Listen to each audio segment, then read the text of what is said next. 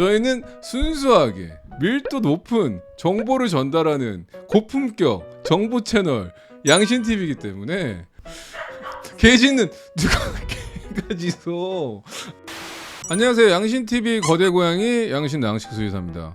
저희가 조금 밀고 있는 게 있어요. 여러분들에게 피가 되고 살이 되고 고양이들의 건강을, 생명을, 수명을, 묘생을 하루라도 더 늘리기 위한 장기 프로젝트 같은 콘텐츠 묘의보감.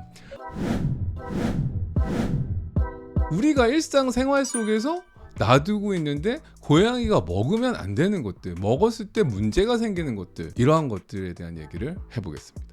보통 내가 정리 잘하고 살아, 나 깨끗하게 살아, 뭐 저도 그래요. 저도 그렇게 믿고 싶은데, 하지만 실질적으로 놓치는 것들이 있거든요. 특히나 이러한 것들 중에 위험한 것들 몇 가지를 먼저 이야기를 할게요.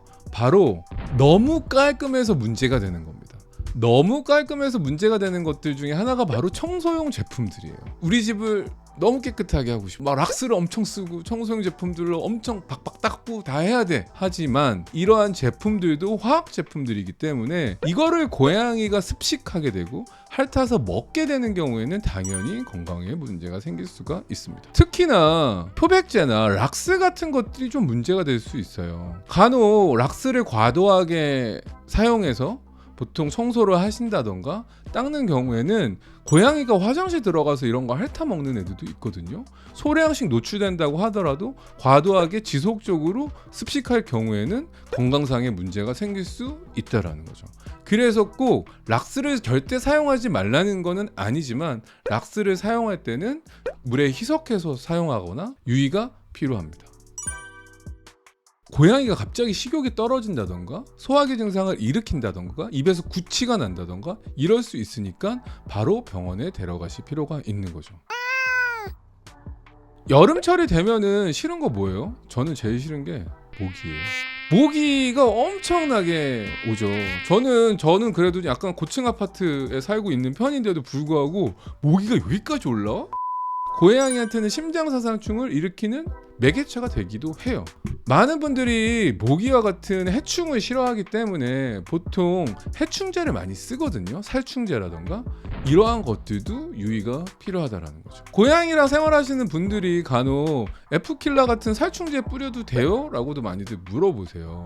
물론 뿌릴 수 있겠지만 유의가 필요하다라는 거죠. 그러니까 F킬러 뿌리는 거 쓰면 당장 모기는 죽일 수 있지만 이게 과도하게 호흡으로 들어가면 사람은 조금 괜찮을 수 있죠. 왜냐면 체표 면적이 크고 덩치가 크니까.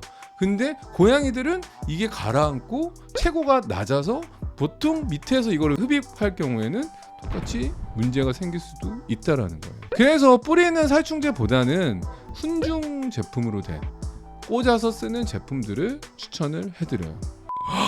진짜? 이건 좀 의외라고 생각하실 수도 있는데 과도한 향수, 데오도란트 같은 저는 곁담이 없어서요. 데오도란트를 써본 적이 없네요.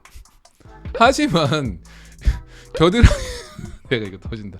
겨드랑이에서 과도한 땀이 난다던가 이러한 분들은 데오도란트를 많이 쓰실 거 아니에요. 뿌리는 것도 있고 뭐 이렇게 스틱 타입도 있는 걸로 제가 알고 있는데 이런 스틱 타입을 뭐 고양이가 과도하게 오픈된 상태에서 섭식하는 경우, 핥는 경우는 독성 성분이 될 수 있으니까 이러한 데오드란트 관리도 유의하실 필요가 있습니다. 설마 뿌렸는데 겨드랑이를 하시는 거 아니에요? 사람이 먹는 약 중에도 좀 유의할 필요가 있는 것도 있어요. 특히나 해열 진통제 같은 경우에는 아세트아미노펜이라는 성분이 들어있어요. 아세트아미노펜이 들어가 있는 성분을 고양이가 섭식했을 경우에는 크게 문제가 될 수 있습니다. 특히나 타이레놀 같은 것들을 내가 평상시에 자주 먹는다. 약품 관리를 잘 하실 필요가 있어요. 액체 성분들 중에는 두 가지로 나눌 수도 있어요. 부식성 성분들이 있고 비부식성 성분들도 있는 거죠. 그러니까 부식성 성분이라는 거는 먹었을 때, 마시거나 섭식했을 때 화상을 일으킬 수 있는 화학 성분들이 들어있는 것들이에요. 특히 이런 부식성 성분에는 청소용 용품, 세제 같은 것들이 대표적인 부식성 성분이기 때문에 이러한 것들을 과도하게 섭식하거나 마시거나 했을 때는 즉각적으로 응급 상황이라서 병물병원에 바로 데려가셔야 된다는 거죠.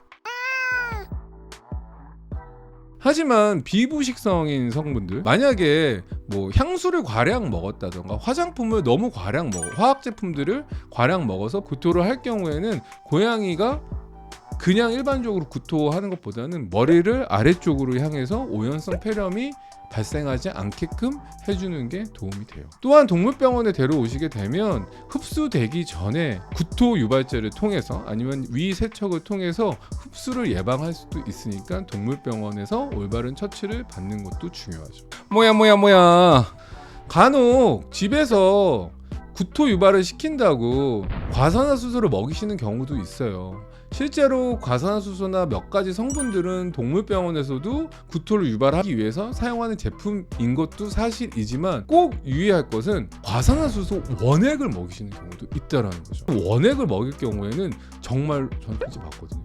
바로 쇼크가 옵니다. 부식성 화상, 문제, 화학적 화상을 식도부터 심하게 입을 수 있다라는 거죠. 그래서 동물병원에 데려오셔서 수의사 선생님하고 상의 후에 올바르게 구토 유발을 시키는 것도 추천드려요.